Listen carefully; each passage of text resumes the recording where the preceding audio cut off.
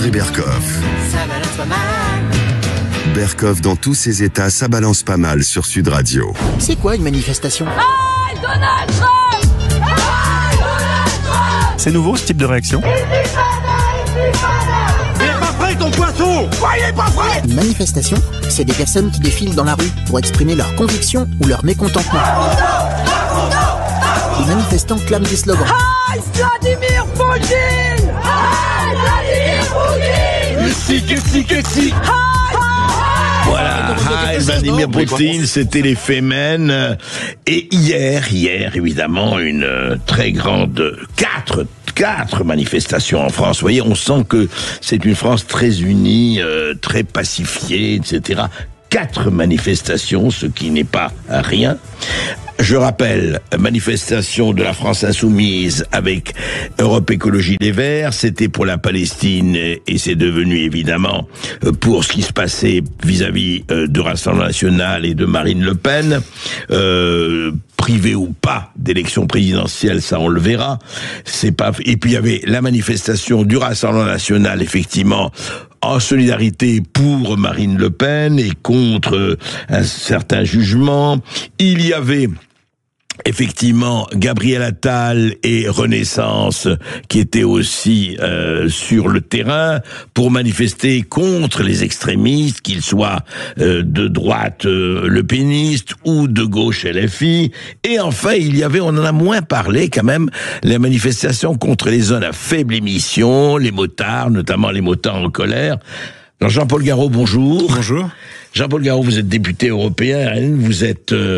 et puis on vous écoute toujours parce que vous avez au moins une lucidité, on peut être d'accord avec vous ou absolument hostile, mais vous avez une vraie lucidité et vous employez les mots MOTS sur les mots MAUX.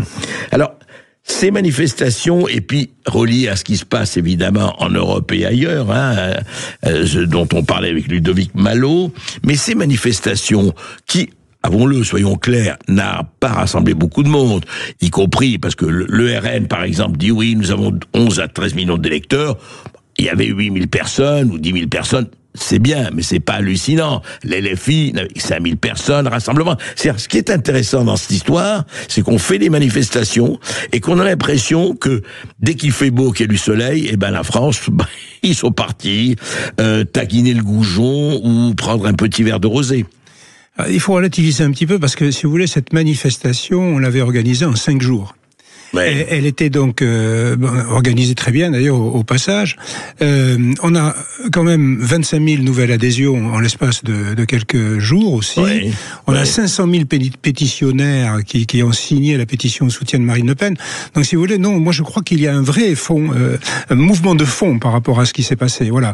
Alors après, Paris, c'est pas toujours facile pour un provincial d'y venir. Ensuite, c'est compliqué. La région parisienne n'est pas forcément, Paris n'est pas forcément le meilleur vecteur pour le Rassemblement National encore, mais ça va changer certainement, je l'espère.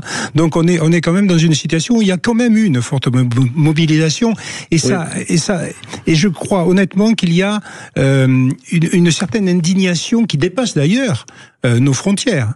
Parce que je viens d'entendre le juge Di Pietro, qui est quand même un magistrat reconnu en Italie, qui n'a rien à voir avec le Rassemblement National, qui a organisé, vous savez, tout ce qui était la lutte contre les mafias, opération même propre en Italie, très connue en Italie, qui vient de dire qui vient de dire que ce jugement c'était n'importe quoi. Donc il y a beaucoup de personnalités en dehors du Rassemblement National. Donc il y a quelque chose. Si vous voulez, moi je suis magistrat, donc ça peut être compliqué pour moi d'être magistrat et de critiquer une décision de justice. Alors d'abord, premièrement, je ne critique pas la justice, bien sûr, parce que ce jugement pose de très gros problèmes de fond sur les motivations notamment, et on voit bien que ce jugement, on le lit dans ses motivations, ce jugement a été là pour éviter effectivement que Marine Le Pen se présente. Donc c'est un jugement politique, on en a beaucoup parlé. Donc c'est en cela qu'il est politique. Oui. Alors si les juges, justement, Jean-Paul Garot, parlons-en. Ce qui est le vrai problème, c'est que moi je suis frappé. Je ne dis pas que c'est votre cas,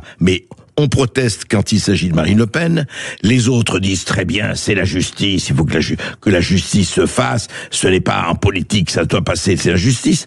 Mais moi, ce qui me frappe, notamment ces histoires d'emplois fictifs, qui ne sont pas des emplois fictifs, qu'on emploie, on est député européen, vous l'êtes, on emploie des... Bon, sauf que tout le monde le fait, enfin tout le monde, énormément de gens dans tous les partis le font. Et moi, ce qui me pose question, c'est quand il s'agit d'un parti adverse, on dit, ah là là, regardez comme ils se comportent, vraiment, c'est dégueulasse, il faut que la justice passe. Et quand c'est les nôtres, et je ne citerai pas de nom, mais enfin, vous connaissez mieux que moi, regardez ce qui s'est passé avec François Fillon, qu'on a proprement tué, qui s'est peut-être laissé tuer en 2017.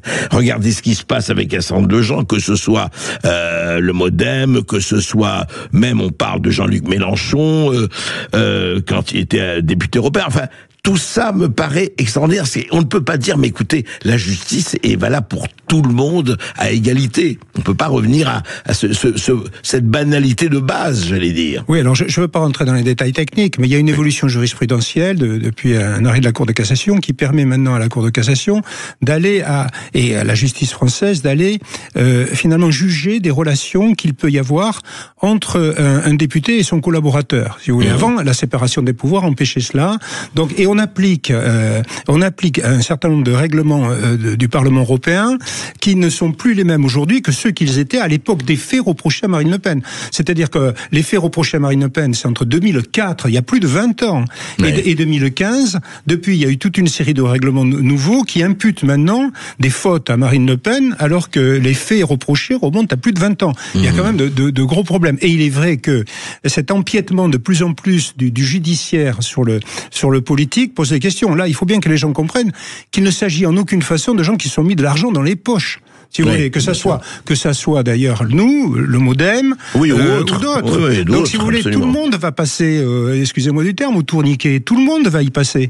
Le MoDem, il y est passé, il est en appel. On va voir. Mélenchon, ça risque d'arriver maintenant, etc. Voilà. Oui. Bon, effectivement, Mélenchon, c'est la même chose. Donc, si vous voulez, il y a un problème de fond par rapport à cela.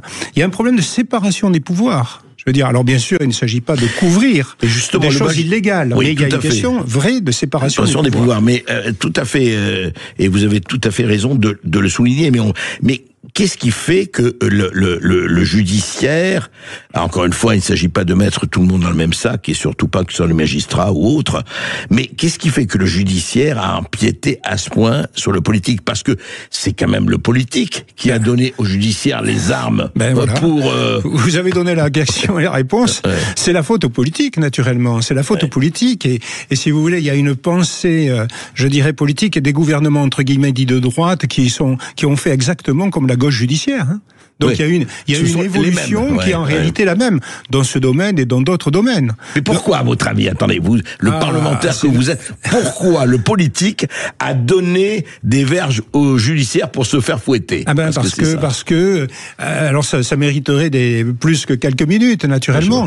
Mais si vous voulez, pour faire très très simple, la gauche judiciaire a eu la main mise.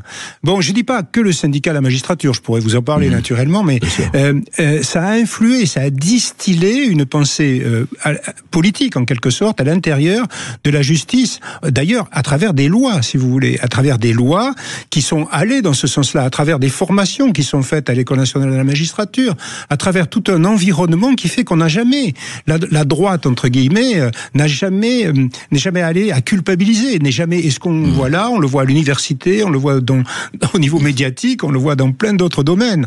Donc cette évolution a touché aussi la justice, et maintenant, à partir du moment où on ne se remet pas en question, eh bien naturellement ça peut continuer. Et la remise en question est absolument nécessaire. Mais ça sera aux législateurs, ça sera aux politiques de reprendre l'offensive. On va en continuer à parler avec vous, Jean-Paul Garot, après cette petite pause, et on va se demander effectivement quel rôle joue le politique aujourd'hui, parce que c'est vraiment à la racine du problème. Parce que tant que vous donnez des lois, vous permettez à la magistrature d'avancer, et d'avancer en faisant ce qu'elle fait. Donc on va en parler tout de suite suite après cette petite pause. État sur les bourses du CAC 40 et compagnie, mais ça on en reparlera. Jean-Paul Garot, on était en train de parler, vous êtes député européen, je le rappelle, on était en train de parler des rapports assez spéciaux, disons, style je t'aime moi non plus, entre le politique et la justice, et la séparation des pouvoirs. Et effectivement, vous parliez de ce qui se passe avec Marine Le Pen et le dernier avatar, mais il y en a eu d'autres et il y en aura d'autres. Qu'est-ce qui fait, effectivement, que, droite et gauche confondues, le politique a tendu le plat et le menu à une certaine forme de justice. Mais le politique en général a fui ses responsabilités dans un premier temps, n'a pas assumé ses responsabilités, a fait pas mal de démagogie, les choses se sont délitées de plus en plus. Moi, d'ailleurs, j'étais magistrat et la magistrature la justice m'a permis de voir l'effondrement de la société. Je l'ai vu, Comment? C'est-à-dire, de quelle manière? Je l'ai vu, j'avais de nombreux dossiers et je voyais bien que tout partait. Alors, c'était surtout des dossiers effectivement répressifs, j'étais juge d'instruction notamment, donc je voyais la montée de l'islamisme, je voyais tous les réseaux qui se mettaient en place. Et donc, naturellement, il faut une solution globale à tout ça. Chacun dans son coin ne peut pas y arriver. Donc, la solution globale, c'est la politique. C'est l'une des raisons principales pour laquelle, donc, je me suis engagé. Et pendant longtemps, d'ailleurs, je me suis dit, mais le politique fuit ses responsabilités, c'est de l'irresponsabilité, c'est peut-être de l'incompétence. Et à un moment donné, j'ai compris qu'il y avait aussi, quelque part, de la part de certains, la volonté, finalement, d'en rester là. Et ils ont démissionné, en quelque sorte, par rapport à ça. On laisse faire, pas de vague, on laisse faire parce qu'on n'y arrivera pas de toute façon. Voilà. Il y a une sorte de fatalité à cette évolution. Ils ont intégré la fatalité. Donc le renoncement, quelque part. Oui, le renoncement a été intégré. Alors, je dis pas, il y a des politiques exceptionnelles, bien entendu, mais ce mouvement général est arrivé, et c'est d'où le décalage de plus en plus important entre le peuple et ses, entre guillemets, élites. Et ce décalage, on le retrouve à tous les niveaux.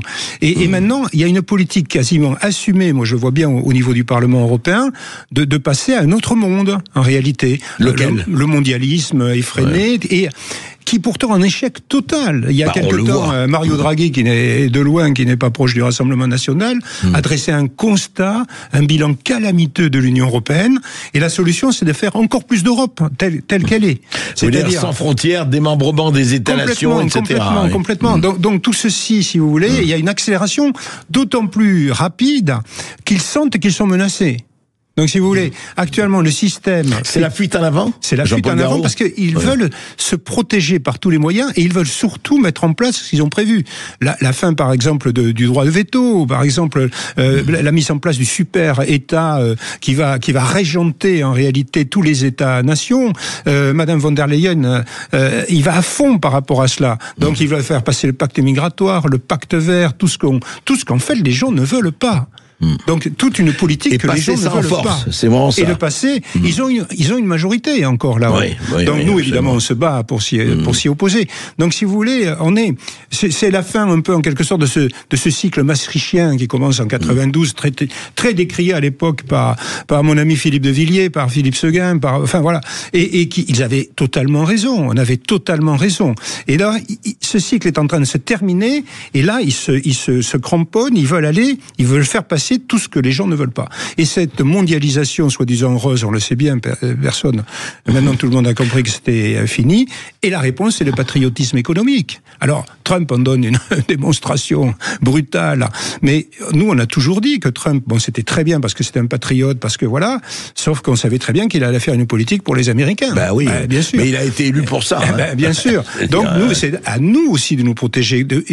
Alors qu'au moment où je vous dis cela, Madame von der Leyen, elle multiplie les accords de libre-échange avec la Nouvelle-Zélande, etc. Mercosur, évidemment, contrairement à ce que le gouvernement de M. Bayrou nous dise. Non, c'est toujours en route, on continue à donner des fonds. Au lieu de dire produisons européens, produisons français, produisons... Bien sûr, et par ailleurs, on continue les crédits de préadhésion avec la Turquie, etc., pour qu'elle rentre dans l'Union européenne, etc., etc.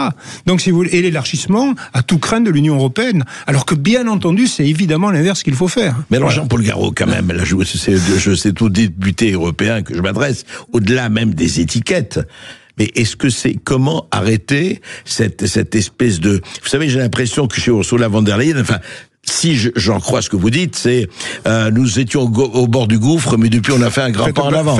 C'est ça. Ouais, non mais je veux dire, comment changer ça, alors, que ce soit gauche ou droite, comment arrêter ou endiguer? Non, mais oui. Alors déjà, il y a des éléments qui arrivent. C'est-à-dire que nous, notre pression, elle est beaucoup plus forte au Parlement européen. On a quand même gagné les élections en France et dans d'autres pays.